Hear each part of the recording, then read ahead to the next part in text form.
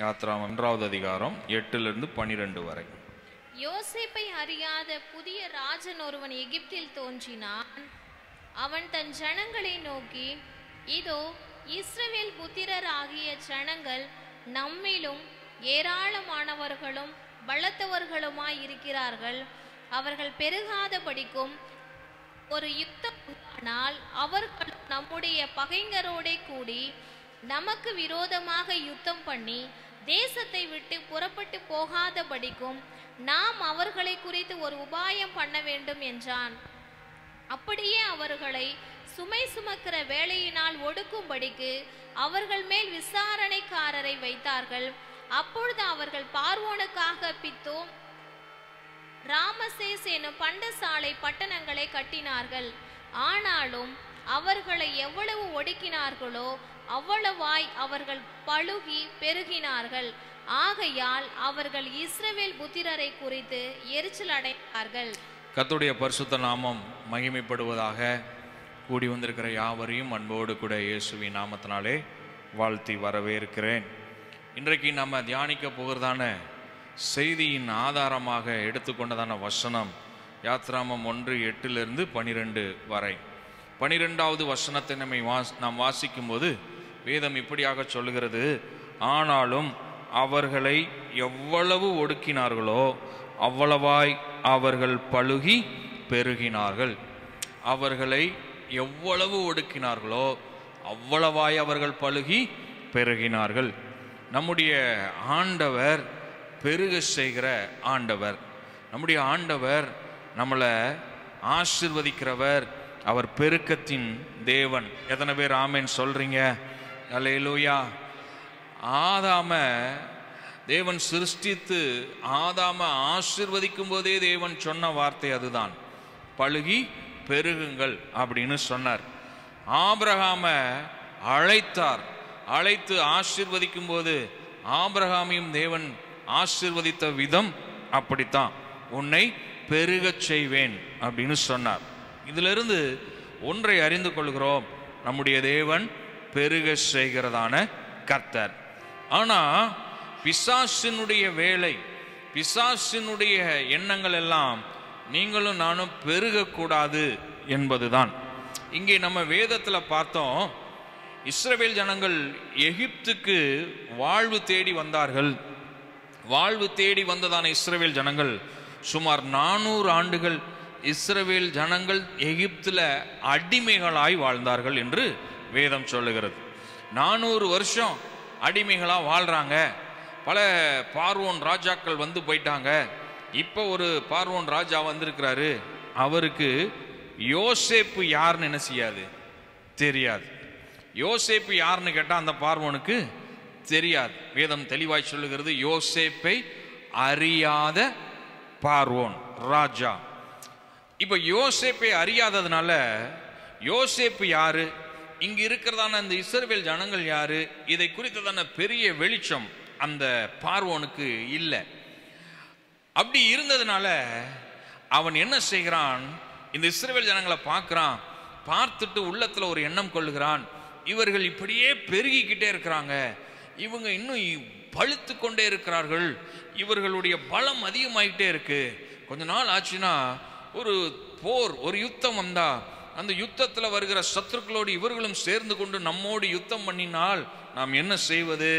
இப்படி யோசித்தவன் உடனடியாக ஒரு தீமையான எண்ணம் கொள்ளுகிறான். அது என்னன்னா, இந்த இஸ்ரவேல் ஜனங்கள் இனி பெருகாதபடிக்கு இவர்களை சுமை சுமக்கிற வேலையினாலே நாம் ஒடுக்க வேண்டும், நெருக்கத்தை அதிகப்படுத்த வேண்டும். இவர்களுக்கு கொஞ்சம் கூட எதிர்கால பெருக்கம், ஆசீர்வாதம், நன்மை, இது எதை பற்றியும் அவர்கள் யோசிக்கவே முடியாத அளவுக்கு அவர்களை நாம் நெருக்க வேண்டும், ஒடுக்க வேண்டும் என்று தன்னுடைய சிந்தையில ஒரு தீமையான எண்ணம் அவனுக்கு உண்டாகிறது. இப்படி எண்ணம் கொண்டவன் சொல்லுகிறான், அவர்களை சுமை சுமக்கிற வேலையினால நீங்க அதிகமா ஒடுக்குங்க, அவங்க யாரும் இனி நிம்மதியாகவே இருக்கக்கூடாது, நிம்மதியா இருந்தா, மகிழ்ச்சியா இருந்தா, சந்தோஷமா இருந்தா தானே ஆசீர்வாதம், உயர்வு, மேன்மையை பற்றி அவங்க யோசிப்பாங்க. அதுக்கு யோசிக்கிறதுக்கே இடம் கொடுக்காதீங்க அப்படின்னு சொல்றான். நான் வேதம் சொல்லுது 12வது வசனத்துல, எவ்வளவாய் ஒடுக்கினார்களோ அவ்வளவாய் பழுகி பெருகினார்கள். இந்த காலை வேளையில உங்களுக்கான நற்செய்தி, சபையே, விசுவாசியே, நீங்க எவ்வளவாய் நெருக்கப்படுகிறீர்களோ, எவ்வளவாய் நீங்கள் ஒடுக்கப்படுகிறீர்களோ அவ்வளவாய் கர்த்தர் உங்களை பெருக செய்வார். அல்லேலூயா. உங்க வாழ்க்கையில நெருக்கம் இருக்கா?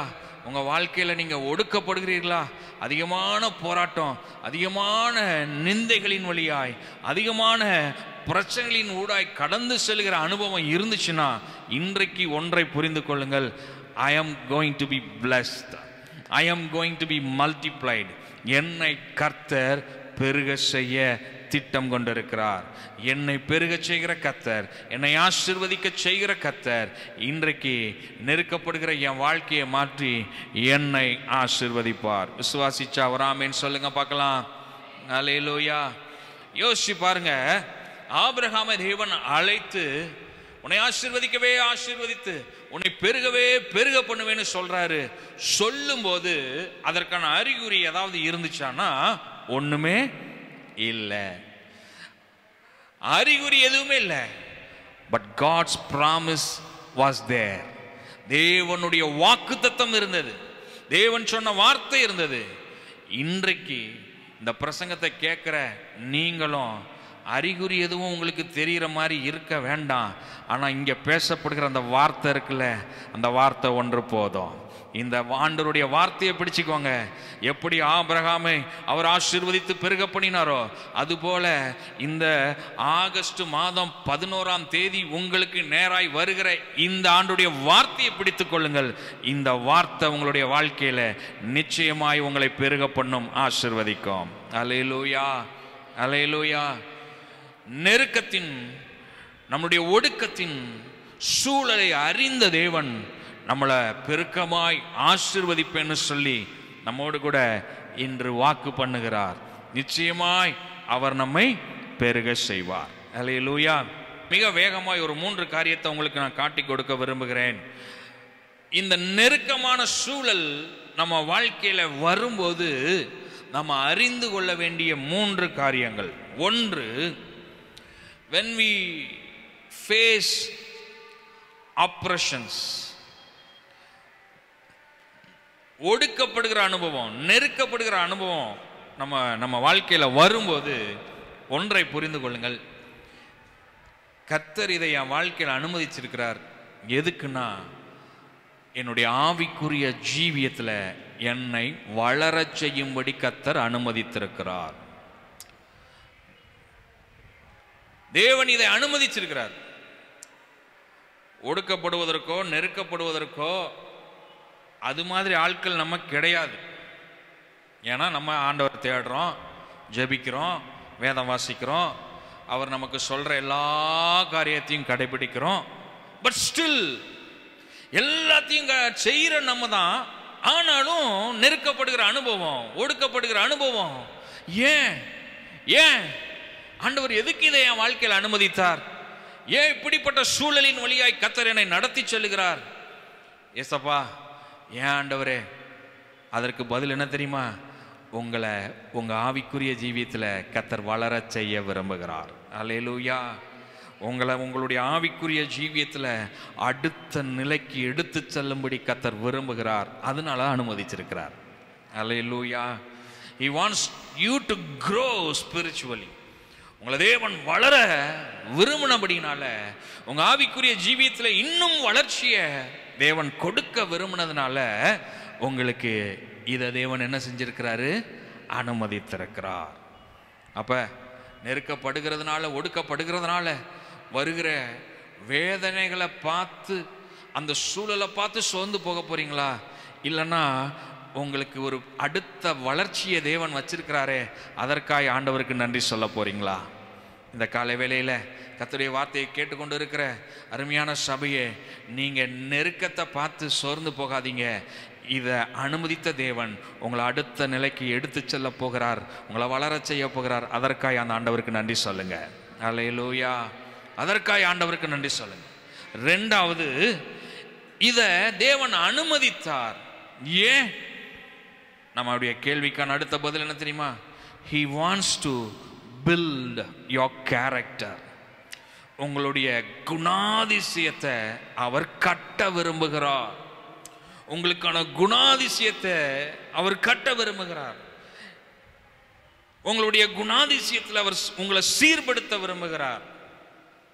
He wants to construct, he wants to build your character. அதுக்கு தான் தேவன் இதை அனுமதிச்சிருக்கிறார். நீங்க கோபம் அதிகமாக வருகிற ஒரு ஆளா இருக்கலாம், ஆனா இந்த நெருக்கத்தை தேவன் எதுக்கு அனுமதிச்சா தெரியுமா? உங்க கோபத்தை நீங்க விட்டு இயேசுவை போல சாதுவான ஒரு நபராய் மாறும்படி தேவன் என்ன செஞ்சிட்டாரு? அனுமதிச்சிட்டார். உங்களுடைய சுபாவத்துல, குணாதிசயத்துல முன்னாடி நீங்க யாரை குறித்தும் கவலைப்படாத ஆட்களா இருந்திருக்கலாம். ஆனா இந்த நெருக்கத்தை, இந்த ஒடுக்கத்தை தேவன் அனுமதிச்சிருக்கிறார். எதுக்குன்னா, நீங்க உங்களை மாத்திரமல்ல, உங்களை சுற்றி அழிந்து கொண்டிருக்கிற ஆத்துமாக்களையும் எட்டி பார்த்து அவர்களுக்காக தேவன் பாதத்தில் நிற்கிற சுபாவமுடையவர்களாய் மாறும்படி அனுமதித்திருக்கிறார். இப்படி உங்களுடைய சுபாவத்தை மாற்றும்படியே தேவன் அனுமதித்திருக்கிறார். இயேசு தம்முடைய சீஷர்களை விட்டு அவர் எடுத்துக்கொள்ளப்பட்ட பிற்பாடு, எடுத்துக்கொள்ளப்பட்ட போது யோசிச்சு பாருங்க, சீஷர்கள் கூடவே இயேசு பயணிக்கிறார். சீஷர்களுக்கு எந்த கவலையும் இல்லை. ஒரு நாள் சும்மா சீஷர்களை அனுப்பி விடுறாரு, போய் பேய் பிசாசெல்லாம் துரத்திட்டு வான்னு. போயிட்டு எப்படி வந்துட்டாங்க? சும்மாவே ரிட்டர்ன் வந்துட்டாங்க. வந்துட்டு சொல்றாங்க, போனோம், ஆனா நீங்க பண்ற மாதிரி எங்களால் என்ன செய்ய முடியல ஆண்டவரே, பண்ண முடியல. நாங்க ட்ரை பண்ணோம், ஆனா முடியல ஆண்டவரே.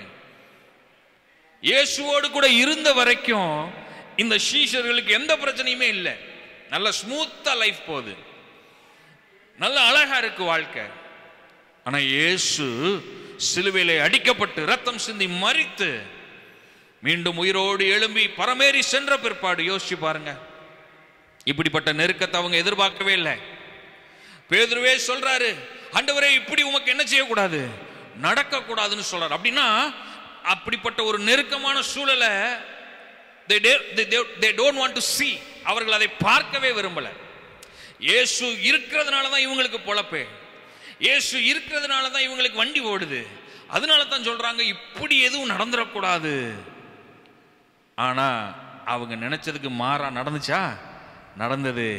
இயேசு அடிக்கப்பட்டார், இயேசு கொல்லப்பட்டார், அப்புறம் உயிர் தெழுந்த இயேசு கூட இருப்பார் நினைச்சா அவர் மீண்டும் பரமேறி சென்று விட்டார். இப்பதாங்க அங்க ஒண்ணு நடக்குது. இப்ப என்ன நடக்குன்னா, இப்படிப்பட்ட நெருக்கத்தை எல்லாம் அவர்கள் கடந்து வருவதற்கு தேவன் இதை அனுமதித்தார். இப்பொழுதோ நீங்கள் விடுங்கள், இது நடக்கணும்னு இயேசுவே சொன்னாரு. இத தேவன் அனுமதித்தார்னா எதுக்குன்னா, அவங்களுடைய கேரக்டரை மாற்றி அமைப்பதற்கு தான். ஏன்னா நீங்க அப்போஸ்தலர் நடவடிக்கைகள் 2வது அதிகாரத்துக்கு மேல வாசி பாருங்க, அதுக்கு முன்னாடி வரைக்கும் கேரக்டர் பில்ட் ஆகாம, கேரக்டர் கன்ஸ்ட்ரக்ட் ஆகாம, குணாதிசயத்துல ஆளாளுக்கு ஒவ்வொரு மாதிரி இருந்ததான சீஷர்களை குணாதிசயத்துல மாற்றி அமைத்தார் கர்த்தர். பயந்தாங்குழியா இருந்த பேதுரு எழும்பி நின்று போல்டா இயேசுவே மெய்யான தெய்வம்னு பிரசங்கிக்கிறாரு. 3000 பேர் ரட்சிக்கப்படுறாங்க. ஓடி ஒளிந்தவர்கள், சந்தேகப்பட்டவர்கள், வேண்டான்னு ஒதுங்கினவர்கள் எல்லாம் இப்ப நின்னாலே அற்புதம் நடக்கு, வாயை திறந்தாலே ஜனங்கள் கண்ணீர் விட்டு மனம் திரும்புகிறார்கள். Character was constructed. தேவ பிள்ளையே, சபையே, தேவன் நம்ம வாழ்க்கையில நெருக்கத்தை அனுமதிக்கிறார். போராட்டமான சூழல் வழியா கடந்து போகிறோம்னா நம்ம குணாதிசயத்தை கர்த்தர் மாற்றி அமைக்கிறார் என்பதை மறந்து போகாதீங்க. நம்முடைய குணாதிசயத்தை மாற்றும்படியே தேவன் இவைகளை அனுமதிக்கிறார். மூன்றாவது, தேவன் ஏன் இவைகளை அனுமதிக்கிறார் அப்படின்னா, God wants to show that he is faithful. He wants to show his faithfulness. அவர் தம்முடைய உண்மையை வெளிப்படுத்தும் விதமாகவே இதை அனுமதிக்கிறார். நம்ம நெருக்கப்படுகிற சூழல் வழியாக கடந்து போகும்போது அவர் எத்தனை உண்மையுள்ளவர் என்பதை நீங்களும் நானும் அறிந்து கொள்ளும்படியாகவே தேவன் இவைகளை அனுமதிக்கிறார். அல்லேலூயா. ஆமா, ஆபிரகாமுடைய வாழ்க்கையில ஆண்டவர் வார்த்தை கொடுத்தாரு, ஆனா எதுவும் நடக்கிற மாதிரி தெரியல.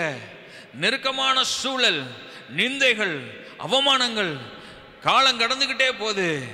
ஆனா கர்த்தர் உண்மையுள்ளவர் என்பதை ஆபிரகாமுடைய வாழ்க்கையில ப்ரூவ் பண்ணார், நிரூபித்து காண்பித்தார். இன்னைக்கு இந்த ஆராதனையில் உட்கார்ந்து இருக்கிற உங்க ஒவ்வொருவருடைய வாழ்க்கையிலும் அவர் உண்மையுள்ளவராகவே இருந்து உங்களை ஆசீர்வதிப்பார். உங்களை இன்னைக்கு அழைத்திருக்கிற தேவன் உண்மையுள்ளவர். உங்களுக்கு அற்புதம் செய்வேன்னு சொன்ன கர்த்தர், உங்களை வழி நடத்துவேன்னு சொன்ன கர்த்தர், உங்களை ஆசீர்வதிப்பேன்னு சொன்ன கர்த்தர் உண்மையுள்ளவர் என்பதை அவர் நிச்சயமா நிரூபித்து காண்பிப்பார். அல்லேலூயா. எல்லாரும் சொல்லுவோமா? என்னை அழைத்தவர் உண்மையுள்ளவர். எல்லாரும் சொல்லுங்க பார்க்கலாம். என்னை அழைத்தவர் உண்மையுள்ளவர்.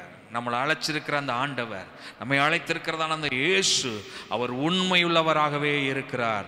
அதனால ஒரு நாளும் நம்மளை அவர் விட்டு விடவே மாட்டார். ஒரு நாளும் நம்மளை விட்டு விலக மாட்டார். ஒரு நாளும் நம்மளை கைவிட மாட்டார். நிச்சயமாக அவர் நமக்கு அற்புதம் செய்வார். அல்லேலூயா. 2 காரியம் நாம செய்ய வேண்டியது சொல்லி ஜெபத்தில் நடத்த விரும்புகிறேன். 1, நீதிமொழிகள் 3வது அதிகாரம் 5வது வசனத்தை நம்ம வாசிச்சோம் அப்படின்னா அங்க வேதம் சொல்லுது, நீதிமொழிகள் 3வது அதிகாரம் 5வது வசனம், சுயபுத்தியின் மேல் சாயாமல் முழு இருதயத்தோடும் கர்த்தரில் நம்பிக்கையா இருந்து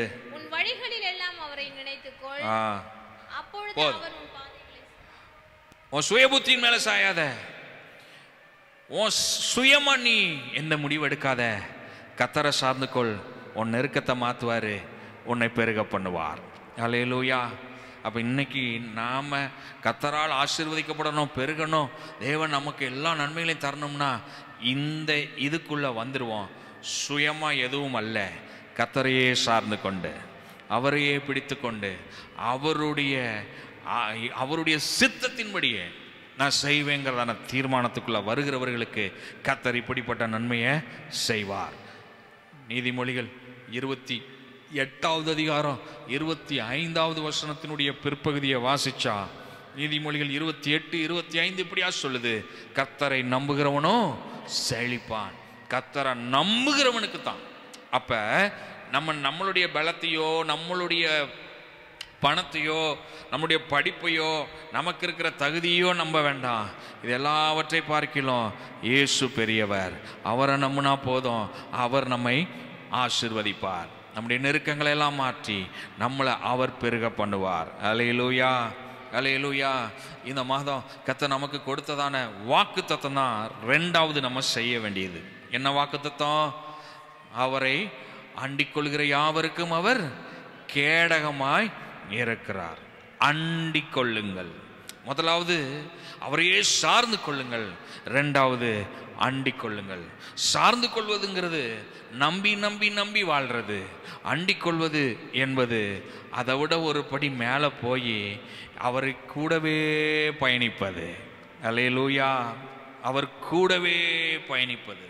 அவரை அப்படி நீங்க அண்டிக் கொண்டு வாழ்ந்து பாருங்க, கர்த்தர் பெரிய காரியத்தை செய்து நம்முடைய வாழ்க்கையை ஆசீர்வதிப்பார்.